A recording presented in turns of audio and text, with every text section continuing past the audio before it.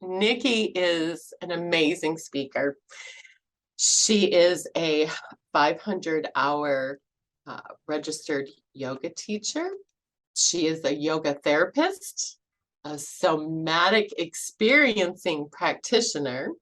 She's an addictions recovery and Ayurvedic specialist. And most important for today's show, she is the founder of an incredible program called Y12SR, Yoga of 12-Step Recovery. So today we're going to be talking about multiple pathways to connect to body, mind, and spirit, which is kind of how Y12SR came about, right? Can you tell us more about that and your journey? I'd love to. First, thank you. And thank you for doing this whole thing.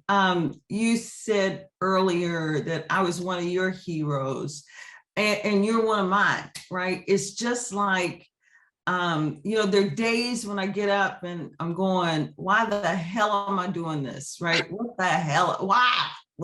One of those days, that kind of thing. And then I think about people like you, who have been through, who have benefited. And, I got the email from you telling me about this and all those kinds of things. And it reminds me of why I get up and do this, right? To see someone like you move in the direction that you have and doing the work that you were doing and paying it forward and all that. That's why. So I'm grateful for that reminder. So thank you so much for this whole thing. Yeah, right. And I got the email from you and I'm an immediate yes, right? I don't care what it is, we're doing this, right? We're doing this, right? And that's a pathway to recovery. Let's just be clear. Saying yes is a pathway. Well, I'm gonna push back on you a little bit. Sometimes we got to know when to say no too. Sometimes you got to say no to get to yes, right? And so having both those in our back pocket is really important, right? So I love that.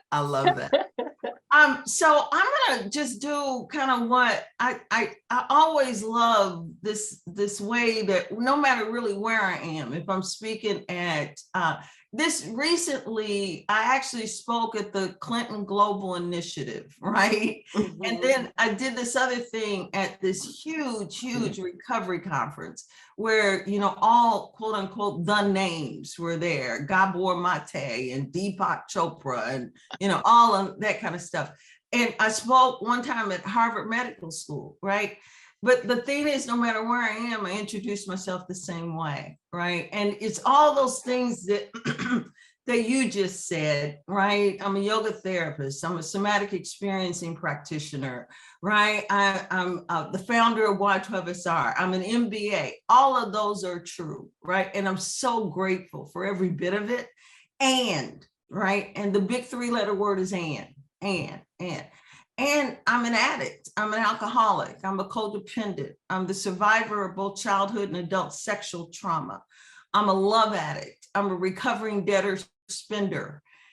And, right, and, within that group, I'm a former commercial sex worker, right? All of those things are true. And I'm the mother of 2 living and 1 deceased child. I'm the grandmother of 5. I'm the great grandmother of 6 and 7/8. I got one coming now, new great grandbaby coming next week, right? Awesome. Yeah. So really excited about that, right? I'm a great grandmother, right? And all of those things are true. And right, I'm a spiritual seeker. I am a lover of all things dogs. I am all things dogs, right?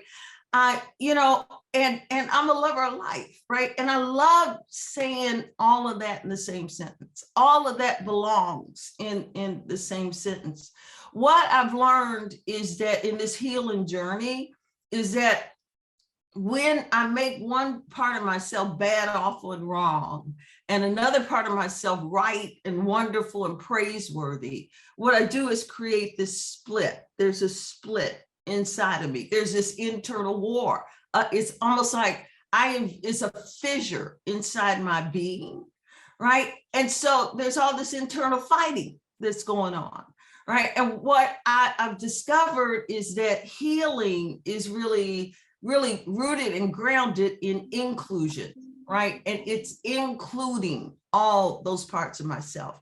When I make one bad, awful, and wrong, and another one right and wonderful and praiseworthy, then what I do, there's this internal fight that's going on, right? And so part of this journey for me has been in reintegrating.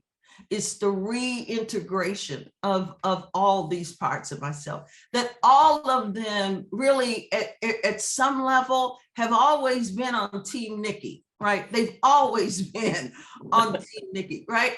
And some of them at some points in the context of my life seemed very necessary and really, really worked toward my survival. So I get to honor them too, right? I get to honor them too. I always think about that. There's the Sufi poet Rumi that we quote many times because it is Sufi poet Rumi's poems and writings are just beautiful. Yeah. But there's one called The Guest House, right? And in The Guest House, what he speaks to is emotion. He's talking about one day you wake up and there's a sadness, and one day you wake up, there's a joy, and one day you wake up, all these things that come in and out. They're phenomena that move in and out. And what he says, the last line of that poem, or one of the lines within that poem, is welcome and entertain them all. We welcome and entertain them all. Right. And so it's kind of that same way with me, with all parts of me, bringing all parts in, right? All these parts are here. And that's been part of the healing journey, right? And then what I get to know is that while all of these are part of who I am, the truth is none of them define me. None of them define me, right? I'm something so much more and so much bigger than any of those parts. And I got to include them all before there's possibility, and accept and honor and all those things, all of them, before I get to a point where I even can recognize that really none of them define me. And so, and that's been the journey. That's been the healing journey.